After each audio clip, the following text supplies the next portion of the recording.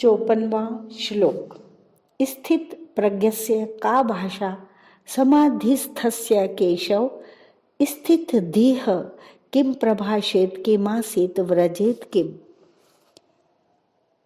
इन प्रश्नों के पहले अर्जुन के मन में जो प्रश्न किए हैं अर्जुन ने, उसके मन में कर्म और बुद्धि को लेकर शंका पैदा हुई थी। परंतु भगवान ने 52वें 53वें श्लोकों में कहा कि जब तेरी बुद्धि मोह कलिल और श्रुति विप्रतिपत्ति को तर जाएगी तब तो योग को प्राप्त हो जाएगा। यह सुनकर अर्जुन के मन में शंका हुई कि जब मैं योग को प्राप्त हो जाऊंगा, स्थित प्रज्ञ हो जाऊंगा, तब मेरे क्या लक्षण होंगे। अतः अर्जुन ने इस अपनी व्यक्तिगत शंका को पहले कुछ पूछ लिया और कर्म तथा बुद्धि को लेकर अर्थात सिद्धांत को लेकर जो दूसरी शंका थी उसको अर्जुन ने स्थित प्रज्ञ के लक्षणों का वर्णन होने के बाद पूछ लिया। अगर अर्जुन सिद्धांत का प्रश्न यहाँ 54वें श्लोक में ही कर लेते तो स्थित प्रज्ञ के विषय में प्रश्न करने का अवसर बहुत दूर पड़ जाता। समाधिस्थस्य जो मनुष्य परमात्मा को प्राप्त हो चुका है उसके लिए यहाँ समाधिस्थ पद आया है। स्थित प्रज्ञस्य यह पद साधक और सिद्ध दोनों का वाचक है, जिसका विचार दृढ़ है, जो साधन से कभी विचलित नहीं होता। ऐसा साधक भी स्थित प्रज्ञ स्थिर बुद्धि वाला है और परमात्म तत्व का अनुभव होने से जिसकी बुद्धि स्थिर हो चुकी है, ऐसा सिद्ध भी स्थित प्रज्ञ है।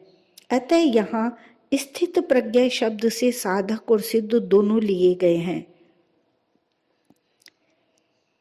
अतः आगे के श्लोकों में सिद्ध के लक्षणों में साधकों का भी वर्णन हुआ है। यहाँ शंका होती है कि अर्जुन ने तो समाधिस्थस्य पद से सिद्ध स्थित प्रज्ञ की बात ही पूछी थी, पर भगवान ने स्थित प्रज्ञ के लक्षणों में साधकों की बातें क्यों कही। इसका समाधान है कि ज्ञान योगी साधक की तो प्राय साधन अवस्था में ही कर्मों से उपरति हो जाती है। सिद्ध अवस्था में वह कर्मों से विशेष उपराम हो जाता है। भक्ति योगी साधक की भी साधन अवस्था में जप, ध्यान, सत्संग, स्वाध्याय आदि भगवत संबंधी कर्म करने की रुचि होती है और इनकी बहुलता भी होती है। सिद्ध अवस्था में तो भगवत संबंधी कर्म विशेषता से होते हैं। इस तरह ज्ञान योगी और भक्ति योगी दोनों की साधन और सिद्ध अवस्था में अंतर आ जाता है, पर कर्म योगी की साधन और सिद्ध अवस्था में अंतर नहीं आता। उसका दोनों अवस्थाओं में कर्म करने का प्रवाह ज्यों का त्यों चलता रहता है, कारण कि साधन अवस्था में उसका कर्म करने का प्रवाह रहा है और उसके योग पर आरूढ़ होने में भी कर्म ही खास कारण रहे हैं।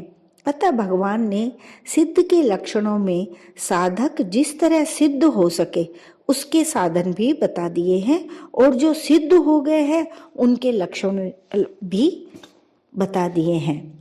का भाषा अर्थात परमात्मा में स्थित स्थिर बुद्धि वाले मनुष्य को किस वाणी से कहा जाता है, अर्थात उसके क्या लक्षण होते हैं।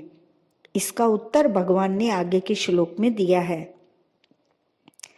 स्थित धीहि किम प्रभाषेत अर्थात वह स्थिर बुद्धि वाला मनुष्य कैसे बोलता है। इसका उत्तर भगवान ने 56वें 97वें श्लोक में दिया है। किमासीत अर्थात वह कैसे बैठता है, अर्थात संसार से किस तरह उपराम होता है। इसका उत्तर भगवान ने 58वें श्लोक से 63वें श्लोक तक दिया है। व्रजेत किम अर्थात वह कैसे चलता है, अर्थात व्यवहार कैसे करता है। इसका उत्तर भगवान ने 64वें से 71वें श्लोक तक दिया है। अब भगवान आगे के श्लोक में अर्जुन के पहले प्रश्न का उत्तर देते हैं। प्रजहाति यदा कामान सर्वान् पार्थ मनोगतान् आत्मन्येवात्मना तुष्टः स्थित प्रज्ञस्तद उच्यते। गीता की यह एक शैली है कि जो साधक जिस साधन, चाहे कर्म योग, भक्ति योग आदि किसी के द्वारा सिद्ध होता है, उसी साधन से उसकी पूर्णता का वर्णन किया जाता है। जैसे भक्ति योग में साधक भगवान के सिवाय और कुछ है ही नहीं, ऐसे अनन्य योग से उपासना करता है। अतः सिद्ध अवस्था में वह संपूर्ण प्राणियों में द्वेष भाव से रहित हो जाता है। ज्ञान योग में साधक स्वयं को गुणों से सर्वथा असंबद्ध एवं निर्लिप्त देखता है। अतः सिद्ध अवस्था में वह संपूर्ण गुणों से सर्वथा अतीत हो जाता है। ऐसे ही कर्म योग में कामना के त्याग की बात मुख्य कही गई है। अतः सिद्ध अवस्था में वह संपूर्ण कामनाओं का त्याग कर देता है। यह बात इस श्लोक में बताते हैं। प्रजहाति यदा कामान सर्वान पार्थ मनोगतान, अर्थात इन पदों का तात्पर्य यह हुआ कि कामना न तो स्वयं में है और न मन में ही है। कामना तो आने जाने वाली है और स्वयं निरंतर रहने वाला है। अतः स्वयं में कामना कैसे हो सकती है? मन एक कारण है और उसमें भी कामना निरंतर नहीं रहती, प्रत्युत उसमें आती है मनोगता। अतः मन में भी कामना कैसे हो सकती है? परंतु शरीर, इंद्रिय, मन, बुद्धि से तादात्म्य होने के कारण मनुष्य मन में आने वाली कामनाओं को अपने में मान लेता है। जाति अर्थात क्रिया के साथ प्रउपसर्ग देने का तात्पर्य है कि साधक कामनाओं का सर्वथा त्याग कर देता है। किसी भी कामना का कोई भी अंश किंचित मात्र भी नहीं रहता। अपने स्वरूप का कभी त्याग नहीं होता और जिससे अपना कुछ भी संबंध नहीं है उसका भी त्याग नहीं होता। त्याग उसी का होता है जो अपना नहीं है पर उसको अपना मान लिया है। ऐसे ही कामना अपने में नहीं है पर उसको अपने में मान लिया है। इस मान्यता का त्याग करने को ही यहाँ प्रजहाति पद से कहा गया है। यहाँ कामान शब्द में बहुवचन होने से सर्वान पद उसी के अंतर्गत आ जाता है। फिर भी सर्वान पद देने का तात्पर्य है कि कोई भी कामना न रहे और किसी भी कामना का कोई भी अंश बाकी न रहे। आत्मन्येवात्मना तुष्टः अर्थात जिस काल में संपूर्ण कामनाओं का त्याग कर देता है और अपने आप से अपने आप में ही संतुष्ट रहता है, अर्थात अपने आप में सहज स्वाभाविक संतोष होता है। संतोष दो तरह का होता है, एक संतोष गुण है और एक संतोष स्वरूप है। अंतःकरण में किसी प्रकार की कोई भी इच्छा न हो, यह संतोष गुण है और स्वयं में असंतोष का अत्यंतता भाव है, यह संतोष स्वरूप है। यह स्वरूप भूत संतोष स्वतः सर्वदा रहता है। इसके लिए कोई अभ्यास या विचार नहीं करना पड़ता। स्वरूप भूत संतोष में प्रज्ञा अर्थात बुद्धि स्वतः स्थिर रहती है। स्थित प्रज्ञस्तद उच्यते अर्थात स्वयं जब बहु शाखाओं वाली अनंत कामनाओं को अपने में मानता था, उस समय भी वास्तव में कामनाएं अपने में नहीं थी और स्वयं स्थित प्रज्ञा ही था। परंतु उस समय अपने में कामनाएं मानने के कारण बुद्धि स्थिर न होने से वह स्थित प्रज्ञा नहीं कहा जाता था, अर्थात उसको अपनी स्थित प्रज्ञता का अनुभव नहीं होता था। अब उसने अपने में से संपूर्ण कामनाओं का त्याग कर दिया, अर्थात उनकी मान्यता को हटा दिया, तब वह स्थित प्रज्ञा कहा जाता है, अर्थात उसको अपनी स्थित प्रज्ञता का अनुभव हो जाता है। साधक तो बुद्धि को स्थिर बनाता है, परंतु कामनाओं का सर्वथा त्याग होने पर बुद्धि को स्थिर बनाना नहीं पड़ता, वह स्वतः स्वाभाविक स्थिर हो जाती है। कर्म योग में साधक का कर्मों से ज्यादा संबंध रहता है, उसके लिए योग में आरूढ़ होने में भी कर्म कारण है।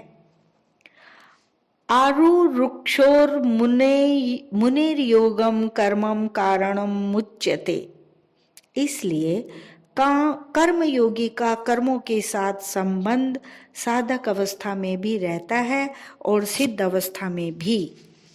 सिद्ध अवस्था में कर्मयोगी के द्वारा मर्यादा के अनुसार कर्म होते रहते हैं। जो दूसरों के लिए आदर्श होते हैं। इसी बात को भगवान ने कहा है कि कर्मयोगी कर्म करते हुए निर्लिप्त रहता है और निर्लिप्त रहते हुए ही कर्म करता है। कर्मण्य कर्म यह पश्येत् कर्मणि च कर्म यह। भगवान ने योग की प्राप्ति में बुद्धि की दो बातें कही थी। संसार से हटने में तो बुद्धि निश्चल हो और परमात्मा में लगने में बुद्धि अचल हो। अर्थात निश्चल कहकर संसार का त्याग बताया और अचल कहकर परमात्मा में स्थिति बताई। उन्हीं दो बातों को लेकर यहाँ यदा और तदा पद से कहा गया है कि जब साधक कामनाओं से सर्वथा रहित हो जाता है और अपने स्वरूप में ही संतुष्ट रहता है, तब वह स्थित प्रज्ञा कहा जाता है।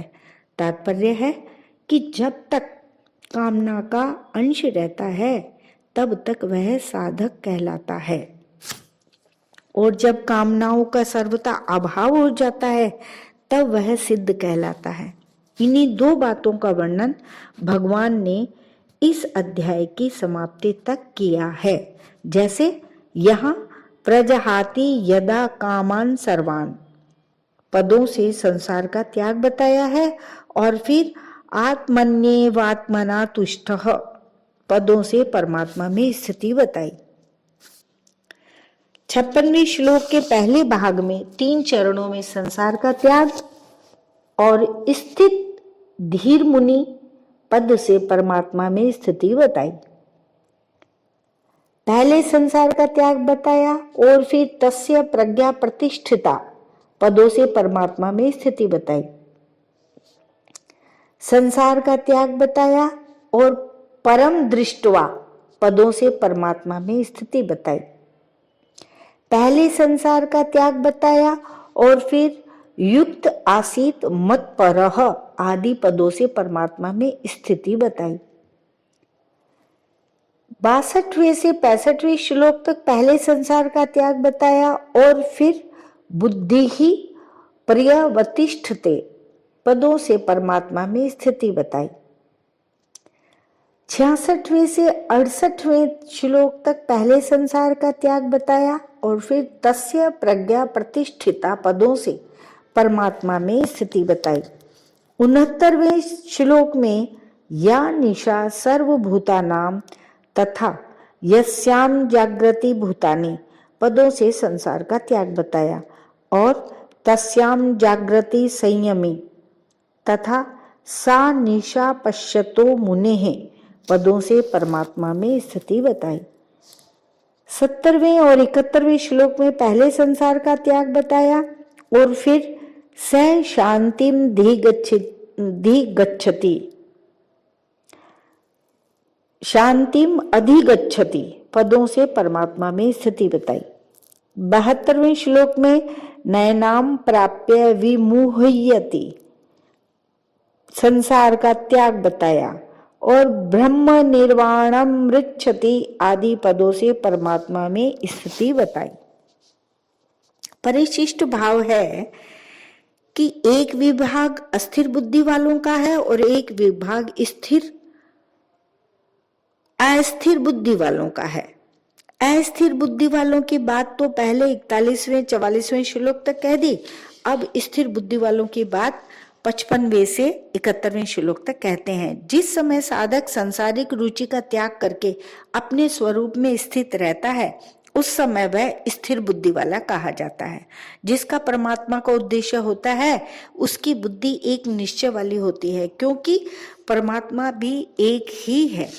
परंतु जिसका संसार का उद्देश्य होता है उसकी बुद्धि असंख्य कामनाओं वाली होती है, क्योंकि सांसारिक वस्तुएं असंख्य है। समता की प्राप्ति के लिए बुद्धि की स्थिरता बहुत आवश्यक है। पतंजल योग दर्शन में तो मन की स्थिरता अर्थात वृत्ति निरोध को महत्व दिया गया है, पर गीता बुद्धि की स्थिरता अर्थात उद्देश्य की दृढ़ता को ही महत्व देती है। कारण कि कल्याण प्राप्ति में मन की स्थिरता का उतना महत्व नहीं है जितना बुद्धि की स्थिरता का महत्व है। मन की स्थिरता से लौकिक सिद्धियां प्राप्त होती हैं, पर बुद्धि की स्थिरता से पारमार्थिक सिद्धि अर्थात कल्याण प्राप्ति होती है। कर्म योग में बुद्धि की स्थिरता ही मुख्य है। अगर मन की स्थिरता होगी तो कर्म योगी कर्तव्य कर्म कैसे करेगा? कारण कि मन स्थिर होने पर बाहरी क्रियाएं रुक जाती हैं। भगवान भी योग अर्थात समता में स्थित होकर कर्म करने की आज्ञा देते हैं। योगस्थः कुरु कर्माणि। प्रजहाति और कामान सर्वान पद देने का तात्पर्य है कि किंचिन मात्र भी कामना न रहे, पूरा का पूरा त्याग हो जाए, कारण कि यह कामना ही परमात्मा प्राप्ति में खास बाधक है। अब आगे के 2 श्लोकों में स्थित प्रज्ञ कैसे बोलता है, इस दूसरे प्रश्न का उत्तर देते हैं।